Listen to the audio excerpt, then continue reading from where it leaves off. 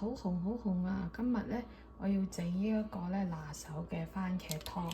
咁聽講唔係聽講啊，係真係啊，係真係得㗎。我老公咧食咗呢個番茄湯咧，血壓咧就可以降低至正常。咁我而家咧就切咗啲番茄啦，大番茄同埋啲 cherry tomato。咁咧我亦都擺咗半條大嘅紅蘿蔔啦，同埋呢啲紅色嘅beet 啊，即係嗰啲紅菜頭係咪啊？咁我就切咗佢，然之後咧擺啲胡椒粉同埋olive oil 落去，鹽，跟住 mix 佢咧，我就落去焗番茄湯啊，梗係唔係焗出嚟啦，係煮出嚟啦。但我哋首先咧就要焗佢嗰啲番茄，咁咧我就用嗰個 oven 啦，咁我係用 baking 嘅，咁然之後咧就較我係焗，我係焗40分鐘得啦，20分鐘得啦，咁咧就大少少火，400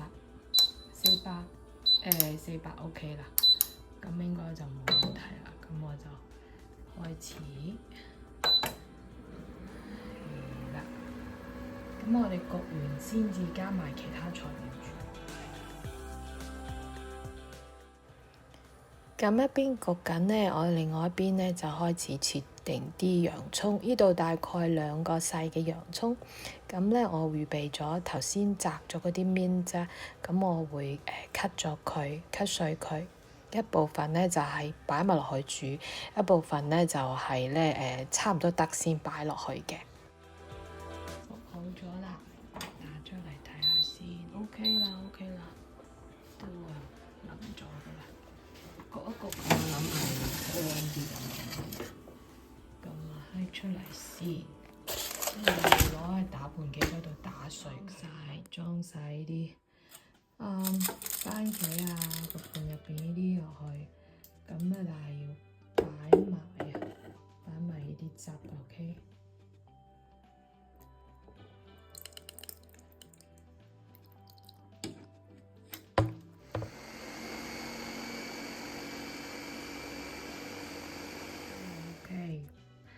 都係打碎晒啦，等陣咧就攞去煮。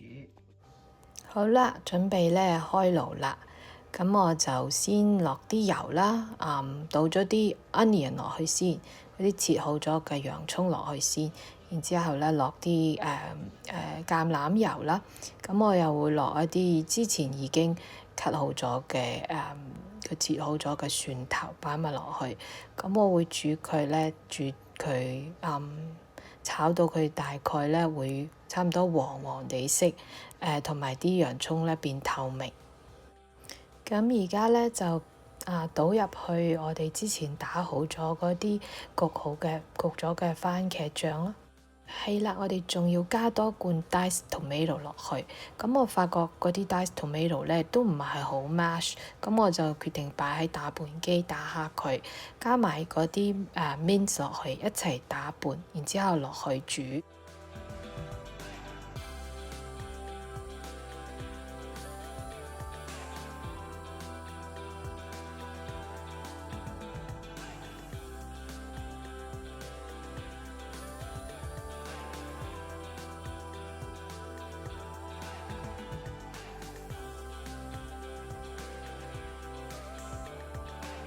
咁咧，我最後都要放埋嗰啲 fresh basil 落去啦，因為我試過佢 OK 㗎啦。咁我要閂咗爐先，因為佢會彈我隻手。咁佢係差唔多得咧，我就放埋啲 fresh basil 啦。呢啲黑色綠色點點係 fresh basil。咁呢個湯就係好香，我唔使再開爐煮㗎啦。It's done, it's done。整好咗啦，我老公連續咧飲咗2碗，因為之前嗰幾日佢食咗好多紅肉，所以血壓咧都高咗，142同埋下壓84。